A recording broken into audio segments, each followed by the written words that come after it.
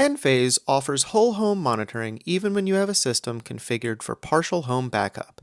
In this video, you'll see how to configure the wiring and the settings in the Enphase Installer App for a successful partial home backup system with whole home monitoring.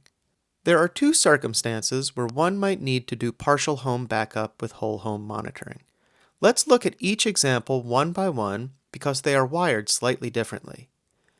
The first configuration we'll look at is when you have a main service rated at either 200 amps or below that feeds a single main service panel and you elect to move circuits into a dedicated backup loads panel, but you want to monitor the whole home, not just the backed up loads.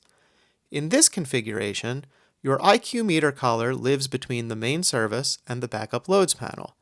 Though the meter collar has built-in metrology, in this configuration, it is only able to meter the backup loads panel, and it would not be able to meter whatever else was happening in the main. If you want to meter the whole home, you'll need to add CTs to the main service feeders or an equivalent source that would pick up the readings for every circuit in the home. Those CTs will run into the Combiner 6C, and you'll configure the system during commissioning in the Installer app to not use the meter collar's meters and instead look for the CT readings. Let's have a look at some real-world wiring.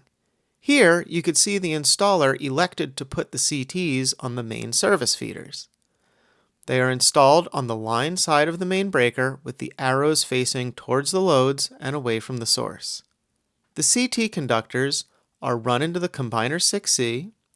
You will then look for the header that has the load control monitoring pre-installed.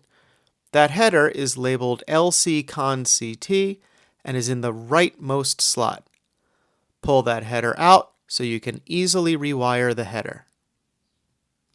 Remove the existing wiring from the header and short each line of the load control monitor together into something insulated. You can see in this picture L1 white and blue are in a Wago and L2 white and blue are in a separate Wago. You can use a Polaris block or a wire nut or anything that's UL listed for the purpose as long as it's insulated. This is a critical step for safety. Next, wire the CTs coming from the main into the proper L1 and L2 of the now vacant male header. Please ensure that your phasing coming from the main is accurate. Then, plug your CT header back into the LC-CONS CT port and move on to commissioning. One important note is that if you elect to do whole home monitoring with a partial home backup system, you will not be able to use the load control slot as the metering for the load control has been disabled. The other circumstance where you may want partial home backup with whole home monitoring is if you have a service that is typically greater than 200 amps, parallel feeding two main service panels, and you are only backing up one of the two mains. In this diagram, the main panel to the right will operate in an outage because the meter collar will act as an MID or disconnect from the grid. But the panel to the left will remain de-energized during a blackout as it has no MID to disconnect it. The meter collar is only tied to one of the two main panels. If we tried to use the built-in meters, we'd only be picking up the loads in the panel that it's backing up, not all the loads of the home. Therefore, again, we need to add CTs. But in this configuration, we need to add CTs to both main panels and put them in parallel in the header going into the Combiner 6C. Here's what that configuration looks like in the real world. You will install CTs around the main feeders or equivalent conductors that pick up all the loads just like before, but this time you'll do it in both main panels, the one you're backing up and the one you are not. Then, just like the prior example, you'll run your CT conductors into the Combiner 6C, but now there will be two sets instead of one. Just like the previous example, you will remove the LC-CONS CT header and short the conductors coming from the load controller into an insulated UL-approved wire nut of some sort. And like the previous example, you will wire the CTs into that header, but this time you will put all the CTs in parallel. You can see in this pic that there is a whip coming out of the header and landing in a 3-port lever nut with two corresponding conductors coming from each line of each CT and each main panel. The color coding on the CTs makes it easy to keep your polarity straight as long as you have verified polarity at each main panel.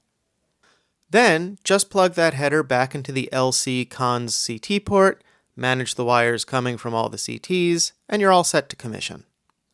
Commissioning a partial home backup with whole home monitoring system using the Enphase Installer app could not be easier. But if you select the wrong configuration, you will get inaccurate readings, so it's a detail that you don't want to get wrong. In step 2 of the commissioning process, you will be asked if your backup configuration is whole home or partial. If you have not backed up every load in the home, select partial. Then you will be asked if it is a partial home backup system with a meter collar or a meter collar with CTs. If you have added CTs and want whole home monitoring for your homeowner, select meter collar with consumption CTs. If you select meter collar only, you will only be monitoring the backup loads panel, not the entire home. After you make the proper selection for your site, continue your commissioning process normally, following the instructions asked by the Enphase Installer app. Thank you.